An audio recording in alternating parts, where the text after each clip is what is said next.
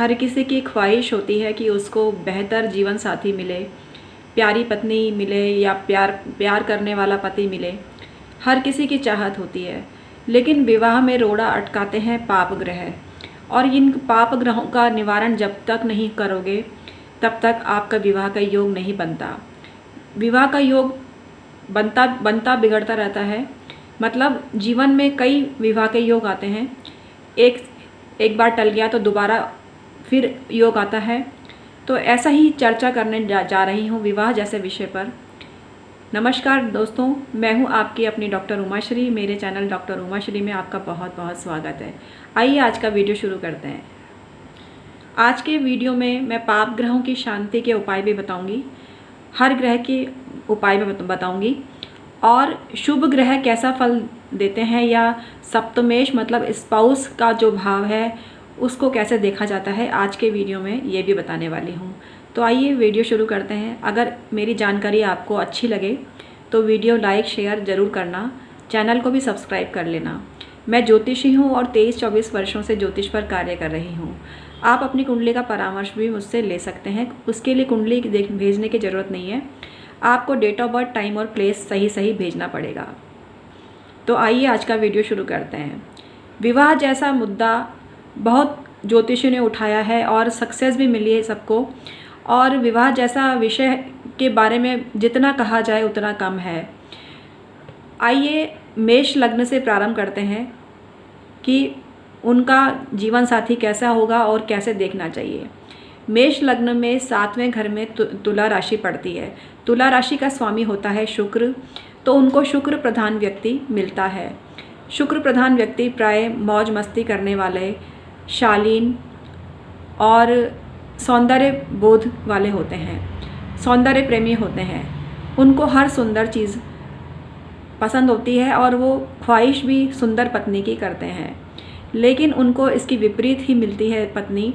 मतलब उसका गुस्सा थोड़ा तेज होता है, ऐसी पत्नी मिलती है। लेकिन घर को साफ सुथरा करने वाली मिलती है और रोमांटिक भी बहुत होती है।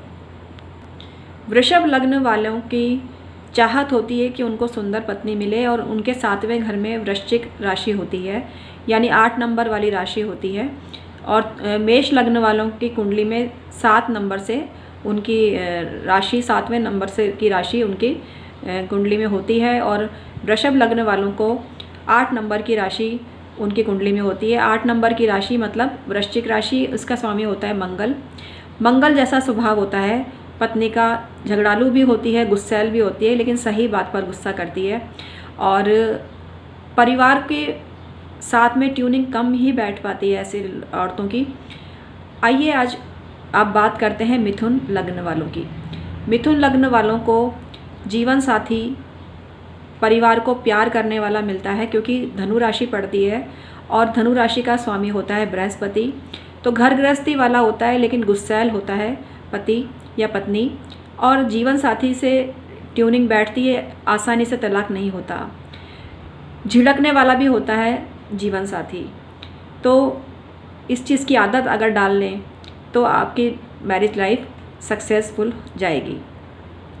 वीडियो पूरा देखिएगा, अंत में बेहतरीन उपाय भी बताऊंगी, शादी के उपाय भी बताऊंगी, तो वीडियो पूरा देखिएगा। कर्क लग्न वालों की 7वें घर में मकर राशि पड़ती है और उसका स्वामी होता है शनि। शनि के समान ही आलसी स्वभाव होता है, और शनि के समान भी नींद बहुत लेने वाला होता है व्यक्ति, और काम को टालने की प्रवृत्ति होती है। तो शनि के जैसा ही स्वभाव होता है। अब हम बात करते हैं सिंह लग्न की। सिंह लग्न वालों की 7वें घर में कुंभ राशि पड़ती है, 11 नंबर वाली राशि पड़ती है, और इसका स्वामी भी कुंभ मतलब शनि ही होता है, और शनि के सामान्य स्वभाव होता है।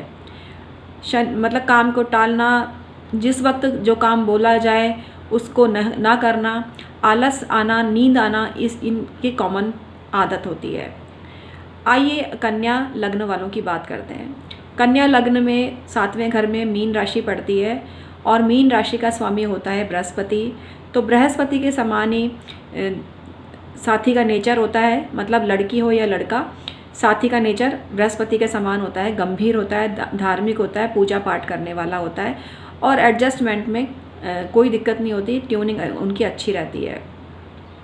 लेकिन कई केस में दूसरा विवाह भी उनका होता हुआ देखा गया है, मतलब दूसरी शादी भी होती हुई देखी है और मतलब सेकंड वाइफ जब जीवन में आती है तो जीवन उनका संवर जाता है। आइए आज का मतलब वीडियो कंटिन्यू करते हैं और आपको बताते हैं तुला लग्न वालों का जीवन साथी कैसा होता है।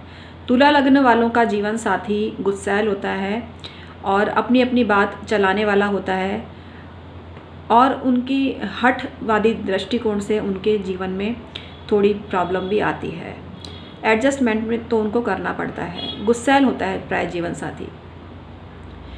अब हम बात करते हैं वृश्चिक लग्न वालों की। वृश्चिक लग्न वालों का वैवाहिक जीवन प्राय सुखद होता है। उनका जीवन साथी बहुत रोमांटिक होता है, प्यार भरी बातें करने वाला होता है या होती है और रिश्तेदारों के साथ भी निर्वाह करने वाली होती है और उनकी मैरिज लाइफ प्राय अच्छी कही जा सकती है। लेकिन फिर भी वो बेवफा होते हैं, अपने जीवन साथी के साथ में बेवफाई करते हैं। अब हम बात करते हैं धनु लग्न वाले। धनु लग्न वालों को मिथुन राशि सप्तम भाव में पड़ती है और इनका जीवन साथी चंचल स्वभाव का होता है, उद्विग्न रहता है हर बात में अपनी एडवाइस देता है, बिना बोले नहीं रह सकता, बिना पेट में बात पचाए नहीं रह सकता, विश्वसनीय नहीं होता और अपनी उम्र से बहुत छोटा दिखता है। मिथुन राशि का स्वामी बुध होता है और बुध प्रधान ही उनकी आजीविका भी होती है। अब हम बात करते हैं मकर लग्न की। मकर लग्न वालों की कुंडली में चंद्रमा 7वें घर का मालिक होता है, मतलब कर्क राशि 7वें घर में पड़ती है। तो कभी गुस्सा, कभी प्यार, कभी रूठ जाती है, कभी मन जाते हैं। तो ऐसा इनकी गृहस्थी चलती है और ऐसी गृहस्थी ही चलती रहती है। नेगेटिव सोच भी बहुत ज़्यादा होती है अगर चंद्रमा पीड़ित है तो।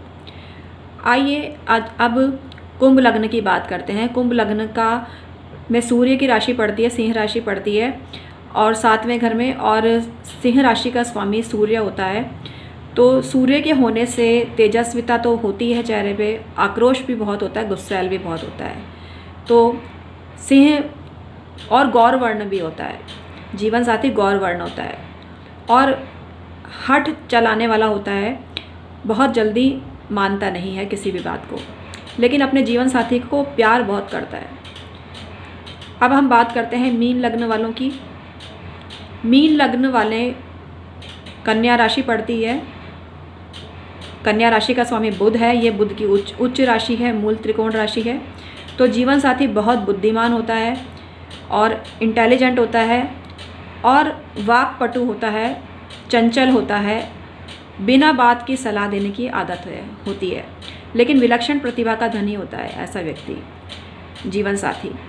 तो अच्छा जीवन साथी मिलता है, लेकिन कई केस में हमने कुंवारे भी रह जाते हैं लोग और ऐसा भी होता है कि जीवन साथी बेवफा निकले, क्योंकि अगर बुध की कंडीशन ख़राब होगी तो इसका इफ़ेक्ट वैवाहिक जीवन पर भी पड़ेगा। आइए अब आपको मैं बताती हूँ विवाह के उपाय, पाप ग्रहों की शांति के उपाय। सूर्य से प्रारंभ करते हैं। सूर्य की शांति के लिए अगर सूर्य 7वें घर में है और सूर्य की शांति करनी है तो रविवार का व्रत करें और सूर्य देव को जल चढ़ाएं और गेहूं और गुड़ का दान करें।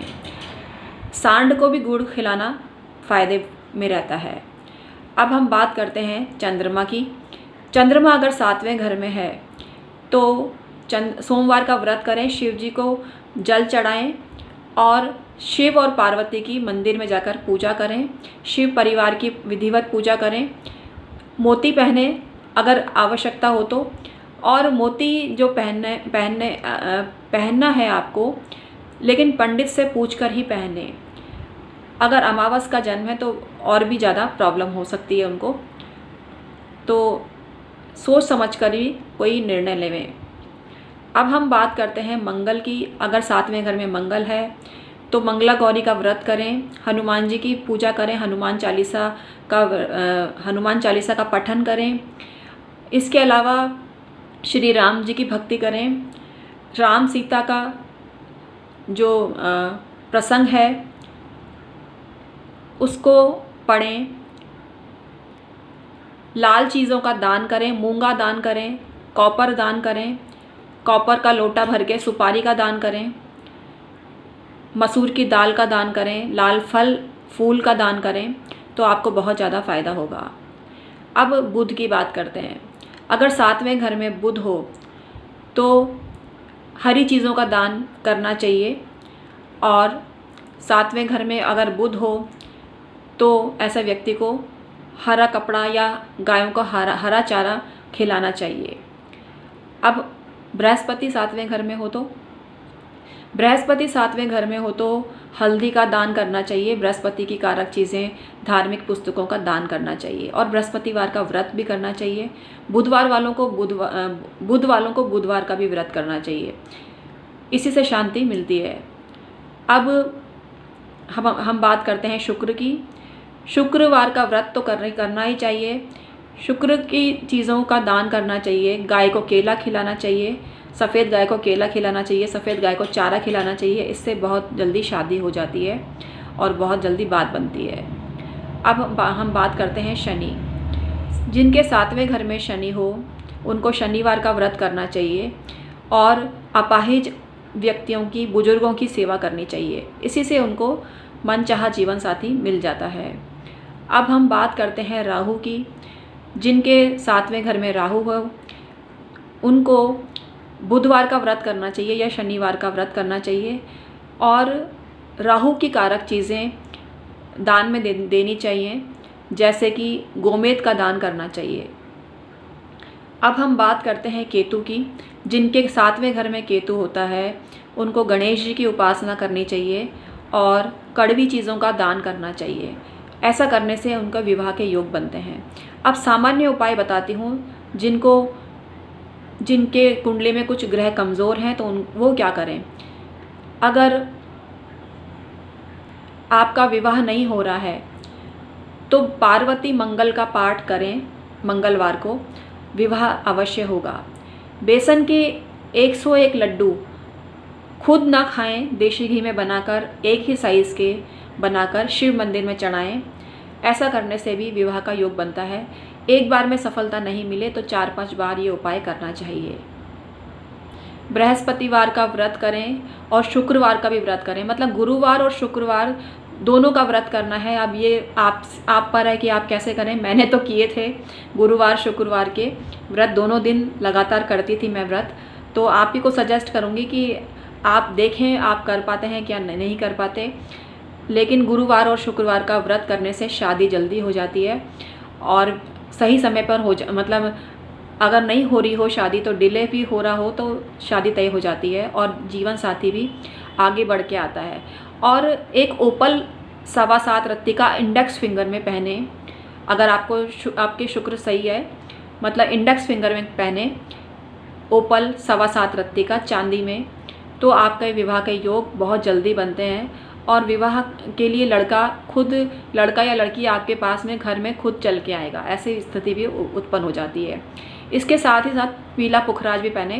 पीला पुखराज अगर आप एक उंगली में पहनते हैं तो दूसरी उंगली में ओपल पहन लें तो आपको फ़ायदा होगा, या एक गले में पहन सकते हैं सोने की चैन में, और दूसरा आप इंडेक्स फिंगर में पहने। या पुखराज अगर आपको इंडेक्स फिंगर में पहनना है तो रिंग फिंगर में, मतलब सूर्य की उंगली होती है ना, सूर्य की उंगली जिसमें हम मूंगा वगैरह पहनते हैं, तो उसके अंदर उसमें आपको ओपल पहन लेना चाहिए। लेकिन बड़ा ओपल अच्छा नहीं लगेगा उस उंगली में, तो मतलब कम रत्ती का पहन लें। आपको विवाह के समाचार, मतलब आप बहुत जल्दी मिठाई खिलाएंगे, ऐसा योग आपके जीवन में बनेगा। 16 सोमवार के व्रत करने से भी विवाह का सुख मिलता है और जीवन साथी से मिलन होता है। तो आज का वीडियो आपको कैसा लगा मुझे कमेंट करके ज़रूर बताना। आशा करती हूँ आपको ये वीडियो पसंद आया होगा। मैं इसी तरह की वीडियो बनाती हूँ, ज्योतिष, वास्तु, जीवन दर्शन संबंधी, धर्म कर्म संबंधी, विवाह संबंधी, इसी तरह की वीडियो बनाती हूँ। तो आपको सब्सक्राइब कर लेना चाहिए मेरा चैनल। Bye bye.